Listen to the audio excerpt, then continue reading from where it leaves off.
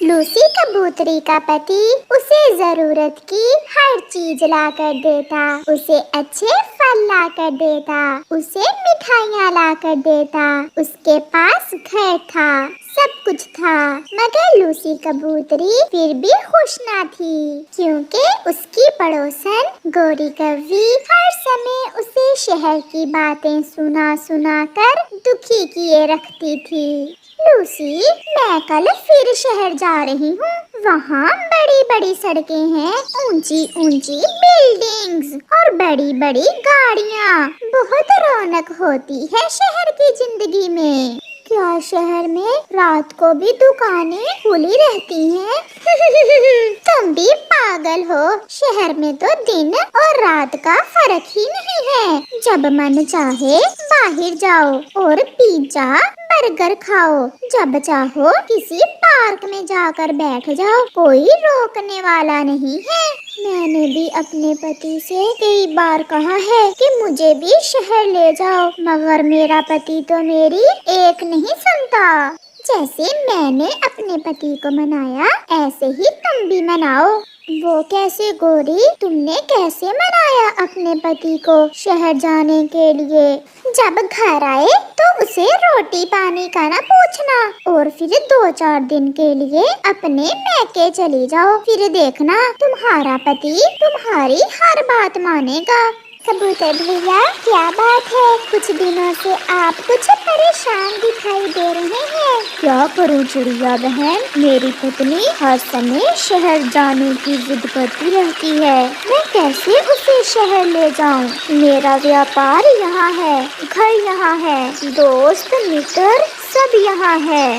Lucy को ये नहीं पता कि शहर की जिंदगी में यहाँ आसानियाँ हैं, वहाँ बहुत मुश्किलें भी हैं। आप उसे समझाना, वो जरूर समझ जाएगी।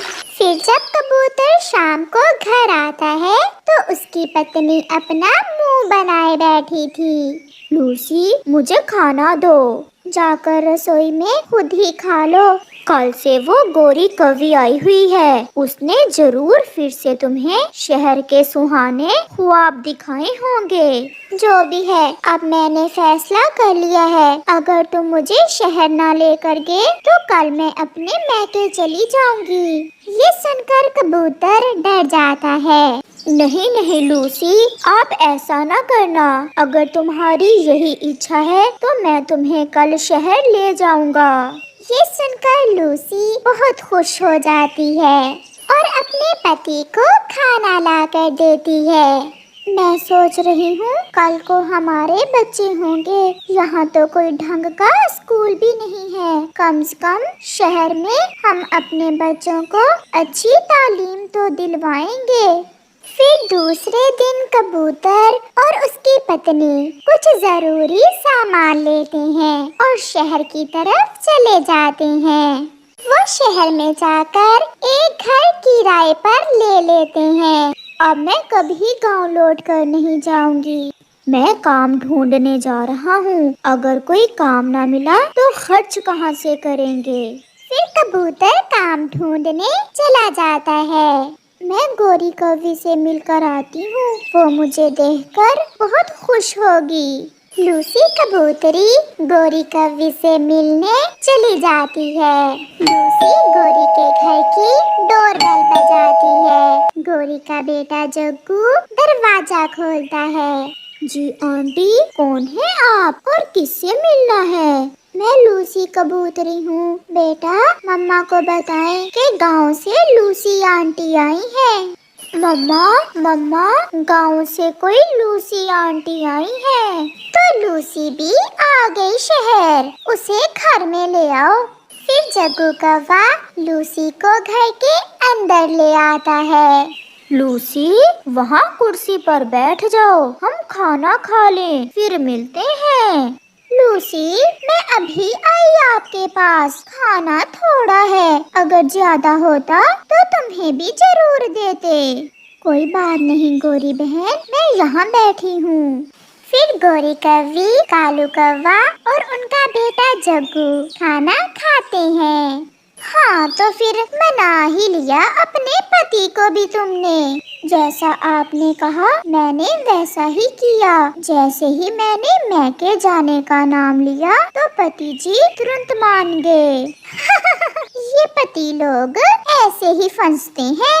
गौरी, मैं ऑफिस में जा रहा हूँ, तुम बर्तन धोकर जग्गू को प्लेग्राउंड ले जाना। फिर कालू कौवा घर से चला जाता है। बहन मैं तो शहर देखने आई हूँ, कब घुमाओगी मुझे?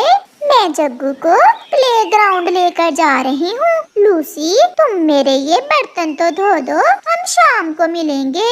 ऐसा कहते हुए गौरी जग्गू को लेकर घर से चली जाती है। लूसी गौरी का ऐसा व्यवहार देखकर थोड़ी निराश होती है, मगर फिर वो गौरी के बर्तन धोने लगती है।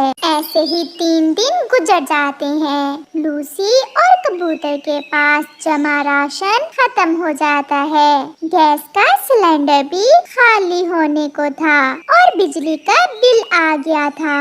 अगर कोई बड़ा काम नहीं मिलता तो कहीं मजदूरी ही कर ले आप। हाँ, आज मैं यही सोच रहा हूँ। फिर कबूतर घर से जाता है और एक गोदाम में बोरियां उठाने का काम करने लगता है। गौरी तो कहती थी कि शहर की जिंदगी में बहुत मजे हैं, मगर मैं तो जिस दिन से आई हूँ पेट भर के खाना भी नहीं मिला। आज तो मैं पिज्जा खाकर ही रहूंगी। फिर आखिरी जो कुछ पैसे लूसी के पास बचे थे, लूसी वो पैसे लेकर पिज्जा खाने चली जाती है। उसे नहीं पता था कि पिज्जा कहाँ से मिलेगा। वो एक सब्जी की दुकान पर चली जाती है। भाई जी पिज्जा कहाँ से मिलेगा? लगता है गांव से आई हो। हाँ मैं पहाड़ों वाले गांव से आई हूँ। वो सामने है फास्ट फूड की शॉप। लूसी अपने ध्यान बैठी हुई थी जब पीछे से एक उल्लू आता है और लूसी का बैग छीनकर भाग जाता है। बचाओ बचाओ, वो मेरा बैग ले गया, कोई पकड़े उसे। मगर वो उल्लू तो दिन दिहाड़े सबके सामने डाका मारकर भाग गया था, कोई भी उसे नहीं पकड़ता। फिर लूसी रोती हुई गौरी कौवी के घर जाती है। गौरी मैं पिज्जा खाने गई थी बाजार कि कोई चोर मेरा बैग छीन कर ले गया। मेरे सारे पैसे भी गए और मेरी माँ की निशानी, मेरा हार भी वो चोर ले गया। ये गांव नहीं है, यहाँ ध्यान से रहना पड़ता है। गौरी बहन घर में कुछ भी नहीं है, आप मुझे थोड़े से पैसे उधार दे दें, मैं आपको बाद में लौटा दूंगी। मेरे पास भी इतने पैसे तो नहीं है, मगर मैं कुछ करती हूँ। तब तक तुम मेरे जग्गू के कपड़े तो धो दो और हाँ घर की सफाई भी कर देना। फिर लूसी जग्गू के कपड़े धोती है और घर की सफाई भी करती है। ये लो लूसी 50 रुपए, मेरे पास यही है। मैं तो कहती हूँ तुम मेरे घर काम ही कर जाया करो, मैं तुम्हें 500 महीने का दे दिया करूँगी। मगर लूसी गौरी कौवी से 50 रुपए लेकर खामोशी से वहाँ से चली जाती है। शाम को लूसी का पति भी घर आ जाता है। उसके पास कुछ सब्जियाँ थीं। मेरी कमर में दर्द हो रहा है, सारा दिन गोदाम में बोरियां उठाई हैं, तब जाकर 100 रुपए मिला है। लूसी आज चुप थी, वो कुछ बोल नहीं रही थी। शायद अब जाकर उसे अपने किए हुए गलत फैसले का एहसास हो रहा था। मैं ये सब्जियां बनाती हूँ और आप इन पैसों में से 50 रुपए गौरी कौवी को दे आए और बाकी के पैसों से बिजली का बिल दे दें। अगर सारे पैसे खत्म हो गए तो हम कल क्या खाएंगे? पति जी मुझे माफ कर दें, मेरी वजह से आपको बहुत परेशान होना पड़ा। हम नहीं रहेंगे शहर में, हम आज ही अपने गांव वापस चले जाएंगे। ये सुनकर उसका पति बहुत खुश हो जाता है। और फिर ऐसे वो दोनों अपने गांव वापस आ जाते हैं। लूसी को अपने घर आते ही ऐसा सुकून मिलता है जो उसे 10 दिनों में शहर में नहीं मिला था। जो जिंदगी गुजर गई वो तो अब लौट कर आने वाली नहीं, और जो आने वाली है न जाने वो कैसी हो, खुशियाँ ही खुशियाँ हो या फिर दुख ही दुख, परंतु जो जिंदगी चल रही है वो आपके अपने बस में है। जो दिन आप गुजार रहे हैं उसे ही पूरी जिंदगी समझकर जियो। जो लम्हा आप गुजारो उसे पूरी जिंदगी समझो। पल पल को पूरी जिंदगी समझकर गुजारो। अपने घर परिवार से प्यार करो, ना कि कालू कौवे की तरह जो हर समय अपने बेटे जग्गू को मारता रहता। कोई भी बात होती वो सारा गुस्सा अपने बेटे पर निकाल देता। गौरी, जग्गू कहाँ है? वो नदी पर पानी पीने गया है, बस आने ही वाला होगा। लो आ गया, वो देखो मेरा जग्गू आ गया। ये तुम्हारे पंख गीले कैसे हुए हैं? वो पापा जी, हम खेल रहे थे कि पानी गिर गया ऊपर। बस इतनी सी बात पर कालू तो पास में पड़ी लाठी उठाता है और जग्गू को मारने लगता है। पापा, पंख से मारे, बस पापा, पंख से मारे। पापा, इसे ना मारे। पापा, इसकी बहुत ज्यादा चोट लगती है। अब बस भी कर जाए, बच्चा है, गलती हो गई, फिर नहीं ऐसा करेगा। चुप कर जाओ, नहीं तो मैं 2 लगाऊंगा तुम्हारे भी। आई बड़ी मुझे भाषण देने वाली। फिर कालू कौवा वहाँ से चला जाता है। कितनी बार कहा है शरारतें ना किया करो। मम्मा, पानी से खेलना भी कोई शरारत है। पापा तो मुझे मारने के बहाने ढूंढते हैं। किसी का पापा इतना नहीं मारता जितना मेरा पापा मुझे मारता है। पास में ही चिड़ियों का परिवार भी रहता था जो पल पल में पूरी जिंदगी जी रहा था। वो सब एक दूसरे से बहुत प्यार करते। उनके बेटे का नाम कुकू था। पापा आजा बैठे, मैं आपके ऊपर बैठकर छलांग लगाऊंगा। अगर चोट लग गई तो फिर रोना नहीं। आप भी ना हमेशा बच्चों के साथ बच्चे बन जाते हो, ऐसे चोट भी लग सकती है। रानो, क्या हमारा बचपन लौटकर वापस आ सकता है? नहीं कुकू के पापा, यह जमाना कब लौट कर आता है। बस यही समझा करो कि हम अपने कुकू में अपना बचपन देख रहे हैं। जो हम ना कर सके वो हमारा कुकू करे, जो हमें ना मिल सका हमारे कुकू को मिले। तो फिर पापा तैयार हो जाओ। कुकू ऐसे छलांग लगाता है और वो दोनों बाप बेटा नदी में गिर जाते हैं, जिन्हें देख रानो चिड़िया तो हंसे ही जा रही थी। अब बाहर आकर अपने पंख सुखा लो, नहीं तो उड़ना मुश्किल हो जाएगा। कालू कौवे को एक मीठा और पका हुआ अमरूद मिलता है। ये अमरूद तो बहुत मीठा होगा, मैं इसे घर जाकर मजे से खाऊंगा। फिर वो कौवा अमरूद लेकर अपने घर को उड़ता है। वो अभी नदी से गुजर रहा था कि अचानक से वो अमरूद उस कौवे की चोंच से गिर जाता है। कौवा वो अमरूद पकड़ने की पूरी कोशिश करता है, परंतु वो नहीं कर पाता और वो नाराज होकर चला जाता है। वो घर पहुंच जाता है। वो तो बहुत गुस्से में था। आगे आप कुछ खाने को नहीं लाए? आ जाओ, खा लो, मुझे ही खा लो। ऐसा क्या कह दिया मैंने जो आप इतना गुस्से हो रहे हैं? वो तो अपने नदी में गिरने वाले अमरूद का गुस्सा अपने परिवार पर निकाल रहा था। ये घोंसला यहाँ से कैसे टूट गया? जग्गू खेल रहा था और पंख लग गया जग्गू का। इसी बात पर कालू तो फिर से लाठी उठा लेता है। पापा माफ कर दे, मैं बना दूंगा घोंसला। कालू कौवा जग्गू की एक नहीं सुनता, वो तो बस मारता ही जाता है। शर्म करो कालू, क्या हुआ है जो इतना मार रहे हो मासूम बच्चे को? क्या कर दिया है इसने? जाओ चिड़िया, अपना काम करो। तुम कौन होती हो? आज फिर इसका अमरूद गिर गया होगा नदी में। बाहर का जो भी गुस्सा हो अपने घर आकर ही उतारता है ये काला कौवा। फिर वो चिड़िया और उसका परिवार वहाँ से चले जाते हैं। न जाने आपको क्या हो जाता है, हर समय जग्गू को मारते रहते हो। कभी प्यार भी कर लिया करो, वो छोटा है, अभी उसके खेलने के दिन है। मुझे कुछ पता नहीं चलता, मुझे बहुत ज्यादा गुस्सा आ जाता है। मम्मा, मम्मा मेरे पंख में दर्द हो रहा है। जग्गू सो जाओ, मैं कल बुलबुल आंटी से दवा ला दूंगी तुम्हें। चुप करके सो जाओ वरना एक लगाऊंगा। फिर आधी रात हो जाती है, वो सब सो जाते हैं। रात को जग्गू उठता है और वो अपने घर से निकलता है। वो तो अपने पिता के डर से घर से भाग जाता है। वो छोटा था, उसे अभी तो जंगल की अच्छे से जानकारी ना थी। वो उड़ता उड़ता दूर निकल जाता है और फिर वो थक जाता है और जाकर एक पेड़ पर बैठ जाता है।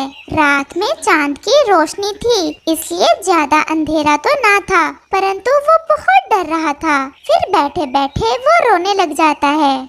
सबके पापा इतना प्यार करते हैं, कुकू के पापा ने कभी भी कुकू को नहीं मारा, और एक मेरे पापा हैं कि जब भी बाहर से आते ही मुझे मारना शुरू कर देते हैं।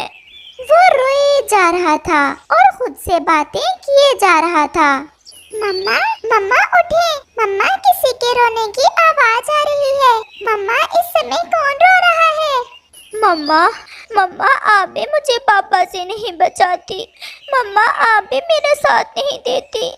देखे मेरे पंख में कैसे दर्द हो रहा है। आकाश उठे, आप मेरे साथ चले। देखे तो ये रोने की आवाजें कहाँ से आ रही हैं? ये तो कोई हमारे घर के पास ही रो रहा है। और फिर कुकू की मम्मा और पापा उस आवाज की दिशा में जाते हैं। वो जैसे ही थोड़ा दूर जाते हैं, उन्हें एक पेड़ पर जग्गू बैठा दिखता है। वो तुरंत उसके पास जाते हैं। जग्गू मेरे बच्चे, आप इस समय आप यहाँ क्या कर रहे हैं?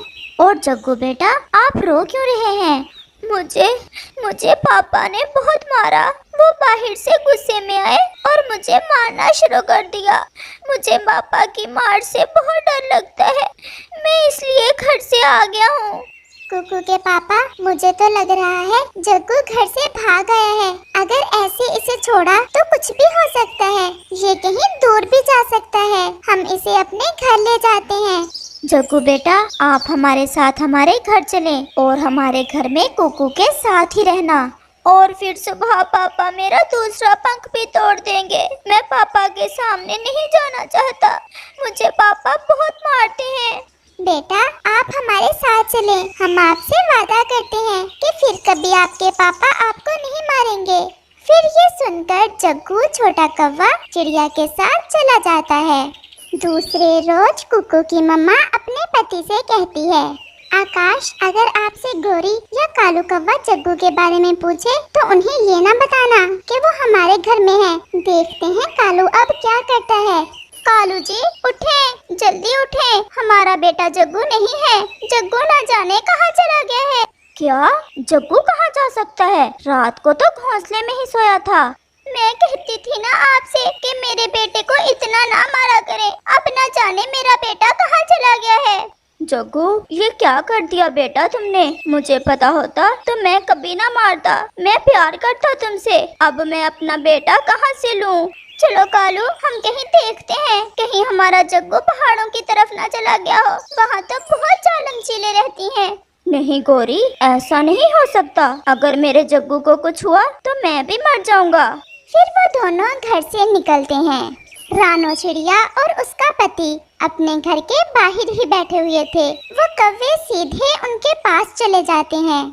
चिड़िया मेरा जग्गू घर से भाग गया है, पता नहीं वो चिंता है या मर गया। हमने कभी प्यार नहीं किया था अपने बेटे से।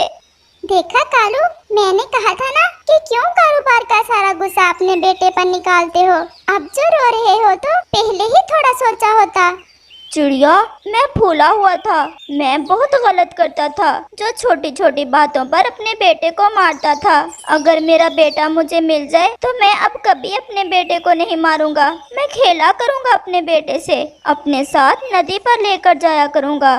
मम्मा पापा अपने बच्चों को डांट जरूर लेते हैं, मार भी लेते हैं, परंतु कालू तुम तो पागल हो जाते थे। ऐसे मारते थे अपने बेटे को जैसे इंसान लड़कर एक दूसरे को मारते हैं। अच्छा अब चुप कर जाओ दोनों और मुझे वचन दो कि फिर कभी जग्गू को ऐसे नहीं मारोगे। फिर मैं बताती हूँ कि जग्गू कहाँ है। ये सुनकर तो कालू और भी रोने लग जाता है। चिड़िया एक बार मुझे मेरे बेटे के पास ले जाओ, मैं अब अपने बेटे से बहुत प्यार किया करूँगा। अब मुझे पता चल गया है कि बच्चों को मार के साथ साथ प्यार की भी जरूरत होती है, जो मैंने कभी भी अपने जग्गू से नहीं किया था। फिर चिड़िया जग्गू को अपने घर से बाहर लाती है। कालू अपने बेटे को अपने गले से लगा लेता है। पापा जी, आप चुप कर जाएं और मुझे मार भी लिया करें, बस वो बड़ी वाली लाठी से ना मारा करें, उससे बहुत दर्द होता है। अपने पंखों से मार लिया करें। ये सुनकर कालू बहुत शर्मिंदा था और फिर अपने बेटे को बहुत प्यार से रखता है और फिर वो सब पल पल में पूरी जिंदगी जीते हैं।